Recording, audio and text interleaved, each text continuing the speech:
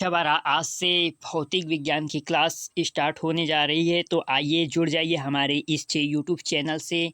अगर आपने हमें अभी तक हमारी इस YouTube channel E education and motivation को सब्सक्राइब नहीं किया है तो चैनल को सब्सक्राइब कर लीजिए।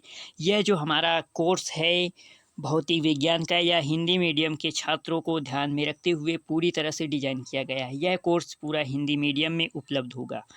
तो आइए जो सिलेबस है उस पर हम देखते हैं। ये सत्र 2021-22। तो सभी बच्चे जुड़ जाइए हमारी इस चैनल से। एक बार फिर से कहना चाहूँगा, तो जो बुक है वो कुछ इस प्रकार से बुक की डिज़ाइन है। आपके पास अगर बुक नहीं है तो बुक को ले लें, हम कंटिन्यू पढ़ाई जारी रखेंगे।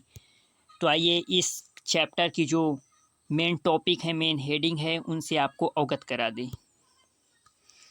इस चैप्टर में हम पढ़ने वाले हैं वैद्युतावेश, चालक तथा विद्युतरोधी, प्रेरण द्वारा अन्वेषण, वैद्युत आवेश के मूल गुण, कूलाम का नियम, बहुल आवेशों के बीच बल, विद्युत क्षेत्र रेखाएं, वैद्युत फ्लक्स, वैद्युत द्विध्रुव, एक समान बाह्य क्षेत्र में द्विध्रुव, संतत आवेश वितरण, गाउस नियम, गाउस के अनुप्रयोग। एक एक टॉपिक पर हम लगातार चर्चा करते रहेंगे और आपको पूरा चैप्टर क्लियर कराएंगे, पूरा चैप्टर पढ़ाएंगे।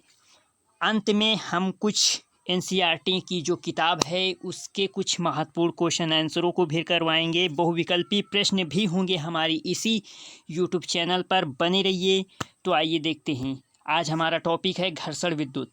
आज हम घर्षण विद्युत के बारे में थोड़ा जान ले। जो इस घर्षण विद्युत क्या है, इस चैप्टर की एक रूपरेखा है। इससे हम विद्युत के बारे में अवगत हो जाएंगे। क्वेश्चन आपके पेपर में कुछ इस प्रकार से भी पूछा जा सकता है, घर्षण विद्युत क्या है, उदाहरण दीजिए। तो घर्षण आप पहले पिछली कक्षाओं में पढ़ चुके हैं कि घर्षण क्या होता है। अब यहाँ पर विद्युत, तो आइए ये दो शब्द मिलकर बना है घर्षण और विद्युत। विद्युत के बारे में भी आप अवगत हैं लेकिन ज़्यादा नहीं अवगत हैं। इसके बारे में हम आगे टॉपिक में चर्चा करते रहेंगे विद्युत के बारे में। और कोई चैप्टर है जिनमें आपको विद्युत के बारे में ज़्यादा जानकारी प्राप्त होगी। तो आइए घर्षण और घर्षण विद्युत के बारे में थोड़ा जानते हैं। दो वस्तुओं को आपस में रगड़ने से उत्पन्न विद्युत घर्षण विद्युत कहलाती है। इस घटना का अध्ययन यूनान के वैज्ञानिक थेल्स ने लगभग 600 ईस्वी पूर्व किया था।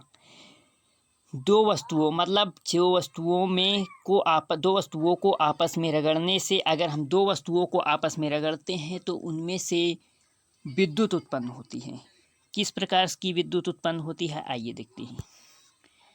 उदाहरण आप देख सकते हैं, दो वस्तुओं, उदाहरण में क्या है, किसी शुष्क मौसम के दिनों में प्लास्टिक के स्केल या कंघी को सूखे बालों पर रगड़ने से उसमें छोटी वस्तुओं जैसे कागज़ के छोटे छोटे टुकड़ों को आकर्षित करने के गुण उत्पन्न हो जाते हैं।